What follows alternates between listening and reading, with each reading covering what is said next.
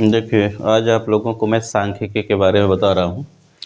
सांख्यिकी में मुख्यतः जो है, जो 3 चीज़ें आप लोगों के में हैं, एक होता है माध्य हो जाएगा, एक माध्यक हो जाएगा, बहुलक हो जाएगा। क्या हो जाएगा? माध्य, माध्यक और बहुलक होता है। लेकिन आज मैं सिर्फ़ और सिर्फ़ माध्य बताऊँगा। क्या बताऊँगा? माध्य बताऊँगा।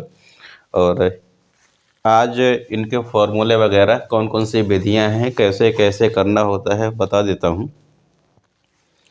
आप लोग जो है क्या कीजिएगा कि इससे जो भी क्वेश्चन आपसे नहीं बन रहे हैं, जिन क्वेश्चंस में समस्या हो रही है, वो शेयर कीजिएगा, कल करवा दिया जाएगा। ठीक है? देखिए, माध्य माध्य को एक लाइन में बोलूँ तो सिंपल सा माध्य नहीं, माध्य होता क्या चीज़ है? तो इसको जो है इंग्लिश में बोलते हैं मीन। क्या बोलते हैं? मीन। और इसको यक्स बार से प्रदर्शित किया जाता है। किससे? यक्स बार से। ठीक है? सॉरी, यक्स बार। अच्छा, अब ध्यान में रखना, ये आप लोगों को ध्यान में रखना पड़ेगा कि जो मीन होता है वो एक प्रकार का औसत ही है। क्या? औसत है। बहुत जगह इस चीज़ के लिए आपको देखने के लिए मिलेगा। औसत के बारे में यदि मैं बोलूँ तो औसत का होता है कुल संख्याओं का योग बटे कुल संख्या। क्या होता है? कुल संख्याओं का योग बटे कुल संख्या, ये औसत का सूत्र होता है। बट कहीं न कहीं ये सूत्र भी आप लोगों को माध्य निकालने के लिए करना पड़ेगा। जब सिर्फ और सिर्फ क्या दिया रहेगा? प्रेक्षण। जैसे मान लीजिए आपसे पूछ लिया जाएगा कि 5 विद्यार्थी हैं, उनके इतने-इतने परसेंटेज बन रहे हैं। क्या पूछा जाएगा? मान लीजिए एक कोई बच्चा है, मान लीजिए कि एक रवि नाम का एक लड़का है। क्या है? रवि नाम का एक लड़का है, जिसके कि मैथ में मान लीजिए आते हैं 65 नंबर। कितने? साइंस में आते हैं 56 नंबर, इंग्लिश में आते हैं मान लीजिए कि 58 नंबर, मैथ इंग्लिश साइंस में आते हैं मान लीजिए कि जो है 72 नंबर, और हिंदी में मान लीजिए सपोज दैट उसके आते हैं 86 नंबर। अब पूछा जाएगा उसका माध्य क्या है? भाई इसके पूरे जो है नंबर का माध्य मान क्या है? क्या पूछा जाएगा? माध्य पूछा जाएगा। कुछ भी नहीं करेंगे, इन सभी को क्या करेंगे? जोड़ेंगे। क्या करेंगे? सभी को जोड़ेंगे। उसका माध्य जब भी पूछा जाएगा, पूछे गए क्वेश्चन से ध्यान रखिएगा, जब इस तरह दिया रहेगा तो क्या करेंगे? सभी को जोड़ देंगे। कितना हो जाएगा? 6 5 11, 6 5 11, 8 19 2 23, 19 2 23, 6 27 के साथ हासिल 2, 5 5 10, 6 16, 16 7 23, 8 31 2 33, 31 2 33। अब कितनी संख्या है? 1 2 3 4 5 विषय हैं। यानी मैंने क्या बोला? कुल संख्याओं का योग बटे कुल संख्या। यही करेंगे। जब काटूंगा इसको तो हो जाएगा 5 छक्का 30 और 5 सते 35, 2 बचेगा, 5 चौक 20। कितना हो जाएगा? यानी उसका माध्य मान जो हो जाएगा 67.4, उसके जो भी नंबर के माध्य मान हो जाएगा ये हो जाएगा। तो इस तरह के भी क्वेश्चन आप लोगों को देखने के मिलते हैं। लेकिन इस तरह के क्वेश्चन शायद जब कभी आएगा 1 नंबर का आएगा, उससे ऊपर का नहीं आएगा। अब मैं बताता हूँ कि जो है मान लीजिए कि यही क्वेश्चन, इसी टाइप के क्वेश्चन, जब मतलब माध्य के क्वेश्चन 4 नंबर में कैसे आएंगे और उनको कैसे हल करना है। देखिए, सिंपल सी चीज ध्यान में रखिएगा। माध्य निकालने की 3 विधियां हैं। माध्य निकालने की आपके सिलेबस में कितनी विधियां हैं? 3 विधियां दे दी गई हैं। सबसे पहली जो विधि होती है प्रत्यक्ष विधि होती है। पहली विधि कौन सी होती है? मान निकालने की जो सबसे पहले विधि होती है उसको बोलते हैं प्रत्यक्ष विधि। क्या बोलते हैं? प्रत्यक्ष विधि। देखिए, एक चीज मैं बता देता हूँ। क्वेश्चंस बहुत मतलब क्वेश्चन में कभी कभी ही बोला जाता है कि इस विधि से हल करना है, लेकिन नॉर्मली ये रहता है कि कोई भी विधि आप लोग उपयोग कर सकते हैं।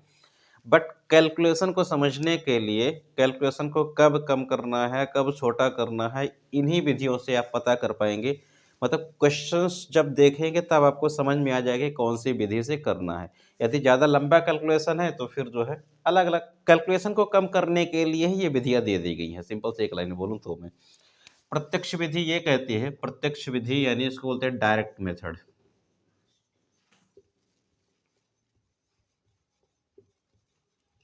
यानी एक्स बार क्या होता है, एक्स बार, एक्स बार यानी कहते हैं माध्य। क्या होता है, माध्य का सूत्र ये कहता है कि यानी यदि मैं बोलूं एक्स बार बराबर होता है sigma F I into X I बटे सिग्मा एफ आई।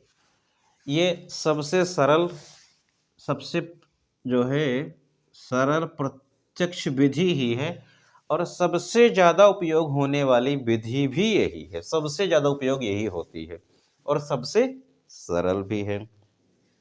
दूसरी विधि होती है इसी में से, इसको बोलते हैं पग विचलन। क्या बोलते हैं, पग विचलन। अच्छा यहाँ पे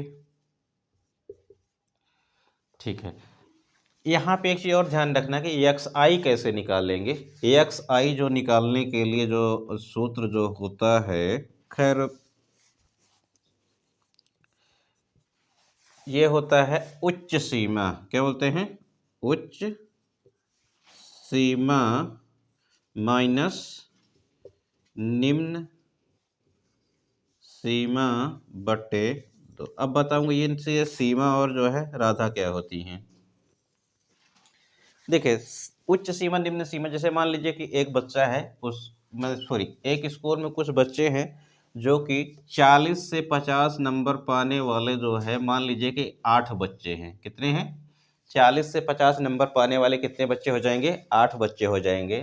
तो 8 जो है बारंबारता होती है। क्या होती है, 8 जो है बारंबारता होती है, जिसको एफ आई से प्रदर्शित किया जाता है। क्या होती है, एफ आई होती है। ये क्या होती है, ये निम्न सीमा होती है। क्या होती है, निम्न सीमा होती है। ये कौन सी होती है, उच्च सीमा होती है। क्या होती है, उच्च सीमा। तो जो है आपका जो है एक्स, सॉरी एक्स बार नहीं है, कंफ्यूजन, ये एक्स आई है। क्या है, एक्स आई यानी उच्च सीमा। 50 में से 40 को कम करेंगे और 2 से भाग दे देंगे। 50 को किससे कम करेंगे, 40 से कम करेंगे और किससे भाग देंगे, 2 से भाग सॉरी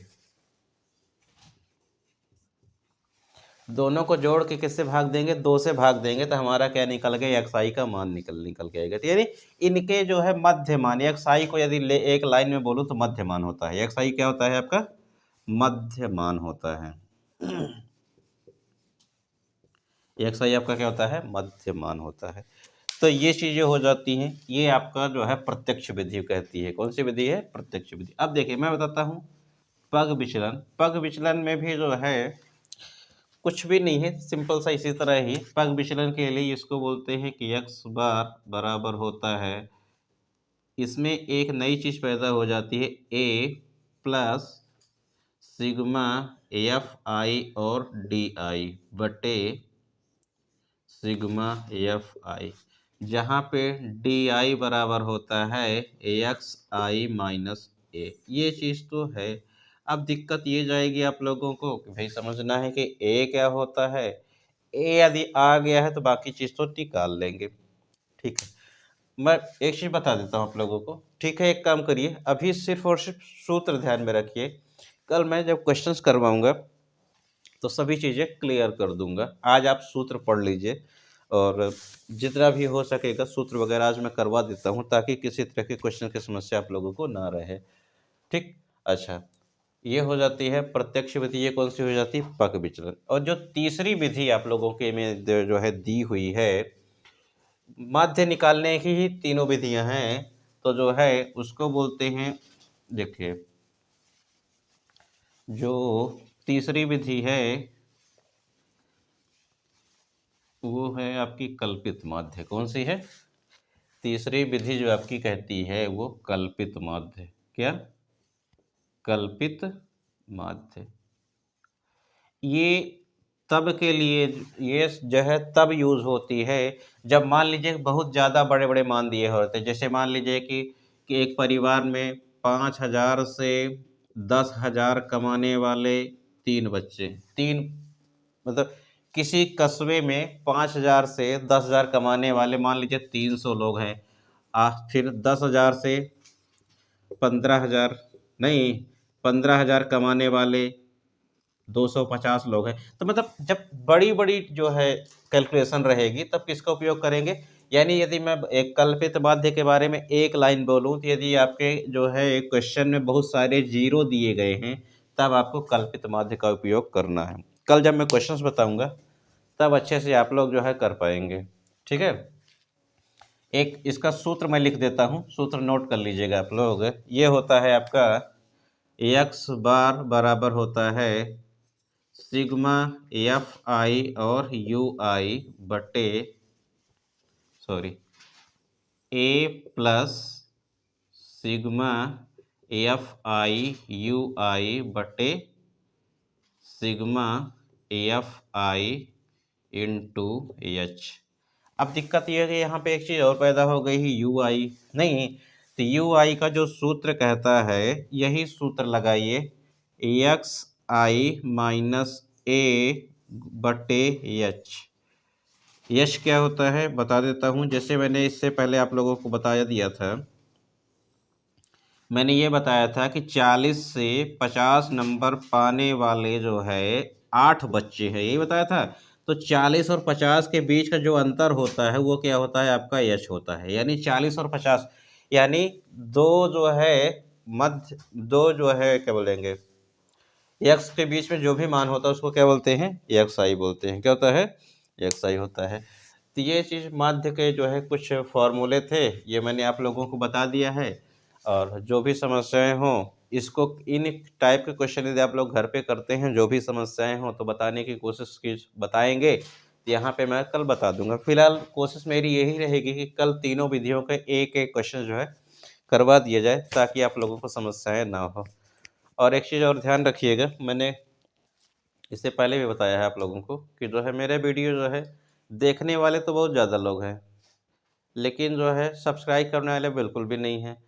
78% वीडियो ऐसे देखने वाले हैं जिनने जो है वीडियो तो देखा है लेकिन सब्सक्राइब नहीं किया है। नॉन सब्सक्राइबर हमारे वीडियो देखने वाले ज़्यादा हैं। थोड़ा सा इस चीज़ को ध्यान रखिए आप लोग। यदि फ़ायदा होता है तो दूसरे लोगों तक शेयर ज़रूर कीजिए। धन्यवाद।